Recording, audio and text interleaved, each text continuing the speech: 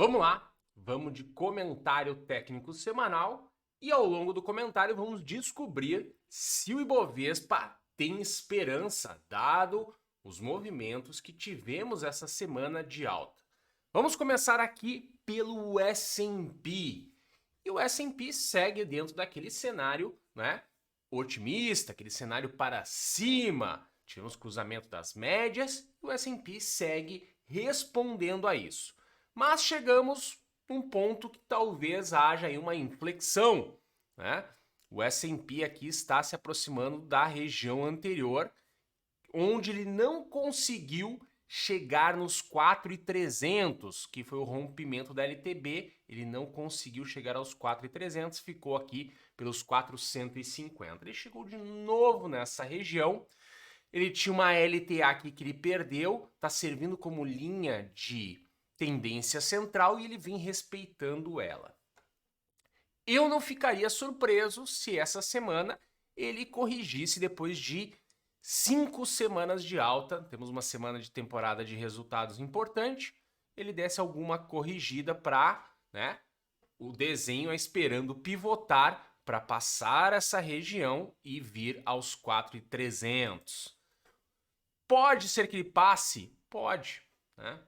Tem condições para isso. Não está numa região de sobrecompra no gráfico diário e ele pode aí passar, né, fazer mais uma semana de alta para depois corrigir. Então vamos observar essa semana como é que ele vai abrir, se ele vai passar aqui, vai fazer fechamentos aqui para cima ou não.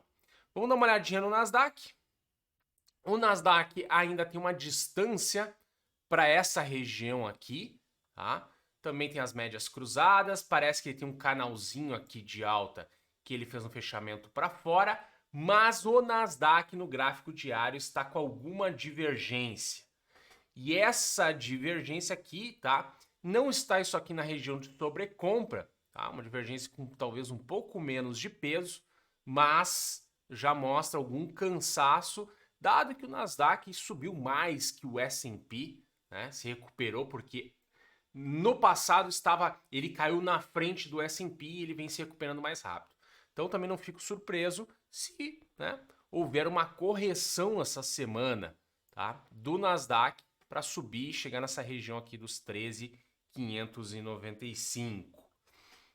Seguindo, índice dólar estava numa região importante aqui, tá, e ele não perdeu essa região importante aqui dos 101,245. Chega a fazer um fechamento para baixo e volta, tá? Então, é uma região muito importante. Se ele perder, ele tem um espaço para correr até a média de 200, tá? Dentro dessa média de 200 aqui, tá, ele ainda, por mais que ele já perdeu algumas características da sua alta de longo prazo, ele resistindo aqui, né, suportando em cima dessa média de 200, tá, pode ser que ele se recupere e venha voltar a subir, dado que é uma tendência mais recente. Vamos até traçar aqui. Aqui vai ter uma LTB aqui um pouco mais longa e a gente pode botar uma mais curta aqui também para estar acompanhando. Então, eu acho muito importante acompanhar o índice dólar essa semana para saber. Porque ele veio novamente aqui, subiu, enfiaram novamente e ele segurou. Ele está se segurando nessa região, uma região de suporte aqui importante. Vamos ver como é que ele vai se comportar aqui. Se ele voltar a subir, opa, pode ser que acabou aqui a correção do índice dólar e aí a gente vai observar aqui as linhas de tendência de baixa. Treasury de 10 anos se segurou nessa LTA de maior prazo, aqui no gráfico semanal, ainda está numa tendência de alta de longo prazo, tá? Aproxima a média de 21 com a de 50, aqui já tem um cruzamento, né? Mas olha onde é que ele veio. Ele veio aqui na média de 200, fechamento acima da de 21. Vamos observar se ele não vai reagir aqui e, quem sabe, tá, volte na sua tendência de alta. Ué, mas não está todo mundo precificando aí, né, que o Fed vai baixar juros, né, que a economia americana já está dando uma fraquejada, né, que é por isso que está refletindo uma possível recessão? Bom, tem alguns números ainda não estão mostrando isso. Os primeiros resultados da temporada de bancos vieram bons, tá? Muitos acima da expectativa, tá? Era uma das preocupações, dada a restrição de condições financeiras. Tivemos alívio um pouco na inflação, isso é bom, mas não é ainda aquele alívio, tá? Não se mudou as probabilidades do que o pessoal está apostando que o Fed vai fazer na próxima reunião de política monetária, tá? Então nós temos ainda sinais, né? Houve um pouco de fraqueza com o aumento nos pedidos de seguro-desemprego nos Estados Unidos, né? Os initial claims, mas ainda não é condições aí para a gente pensar que, opa, tá tudo resolvido nos juros, tá tudo resolvido com a inflação. É um assunto que a gente ainda vai acompanhar, precisa de mais fatos para realmente mostrar que os juros chegaram a uma condição muito restritiva, tá? Que a economia, né, os preços já estão controlados e a economia aí precisa de estímulos, né, ou precisa que se alivie as condições para ela voltar a, né, ter uma trajetória, voltar a crescer, né, vamos dizer dessa forma. Vamos falar agora de Bolsa Brasileira, e aí a pergunta, né, se há esperança depois do movimento dessa semana, né? Tivemos aí um leve, mais leve, né, IPCA abaixo das expectativas. Ainda estamos com, né, o IPCA também não está no final do mundo, já que o Brasil começou a fazer a sua lição de casa antes de todo mundo, tá? Mas eu achei um pouco exagerada a reação do mercado, né? E a gente não pode esperar racionalidade do mercado, né? O mercado tende a exagerar alguns movimentos, principalmente que às vezes está muito pressionado, tá? Dado que também existe não é um consenso, mas tem muita gente falando que as empresas brasileiras historicamente estão baratas na bolsa, obviamente que precisa ver as possíveis revisões de lucro, mas pode ser que aí a gente está numa grande oportunidade.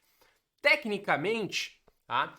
No curtíssimo prazo, na bolsa brasileira, se perdeu um desenho que tinha de baixa aqui. Pernada para baixo, tinha corrigido em Fibo, era aqui a projeção na continuação, teste dessa mínima, depois a continuação. Se perdeu esse desenho, curtíssimo prazo, no prazo mais longo, esse desenho para baixo ainda prevalece, apesar de ter encontrado suporte aos 98.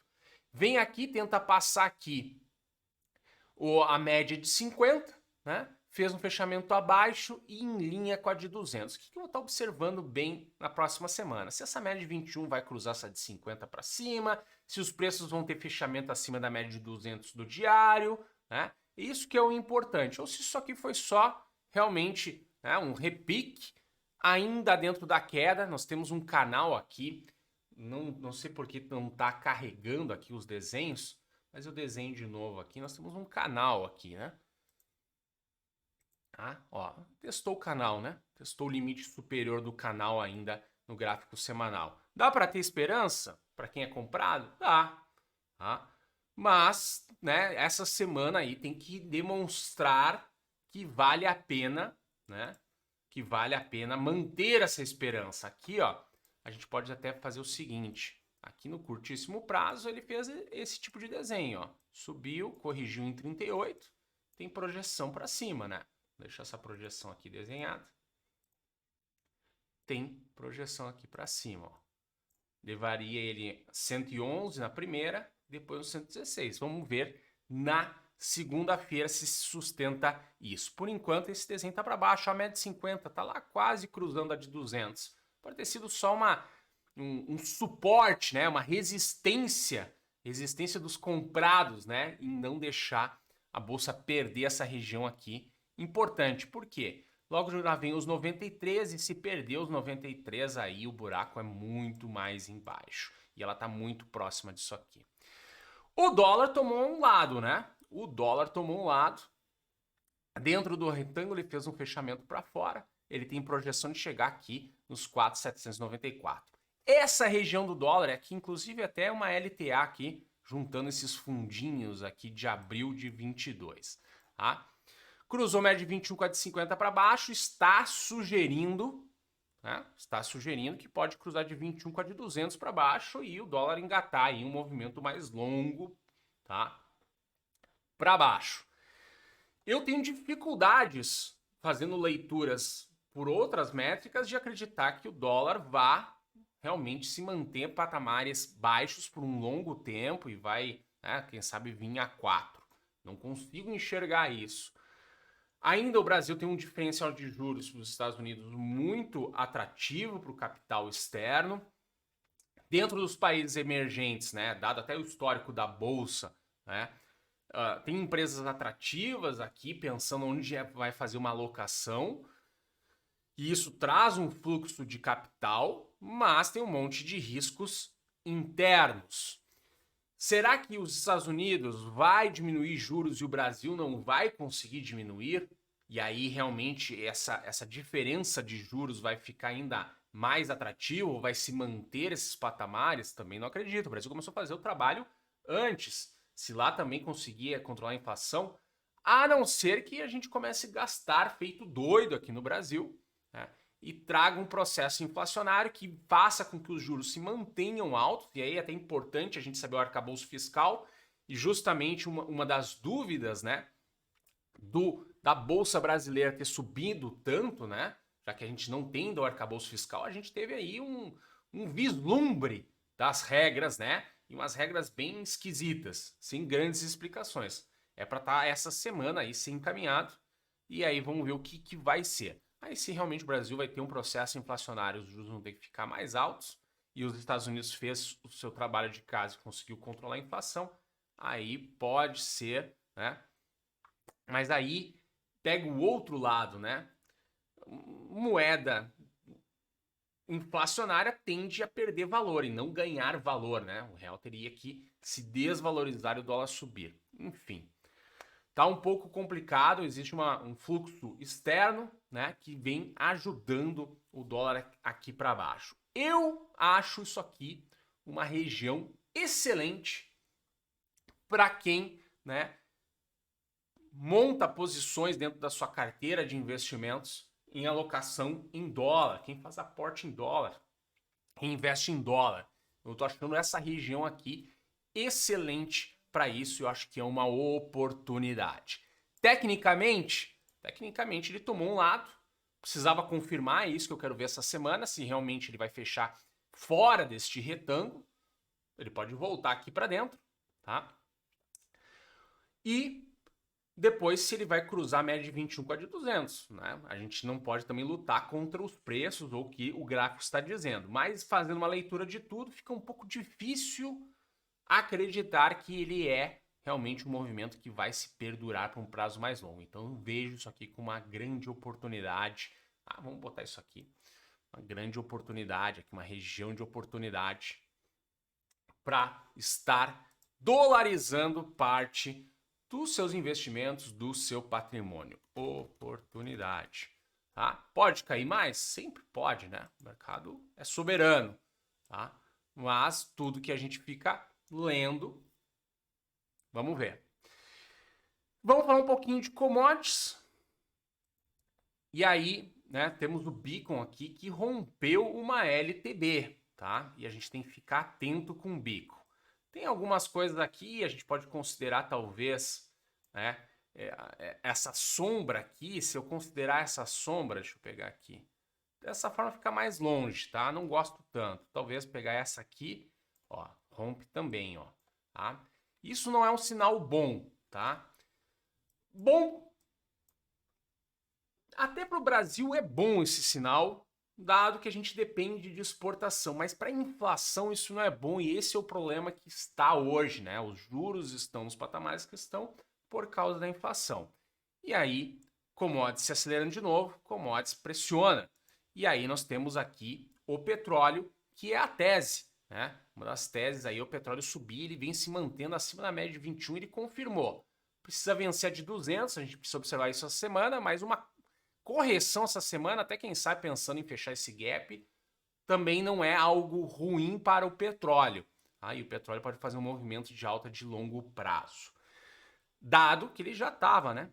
Ele estava, subiu rápido demais, corrigiu, veio lá na média de 200. Quem sabe pode subir. Legal? Era isso. Se gostou, deixe seu like, inscreva-se no canal e um grande abraço.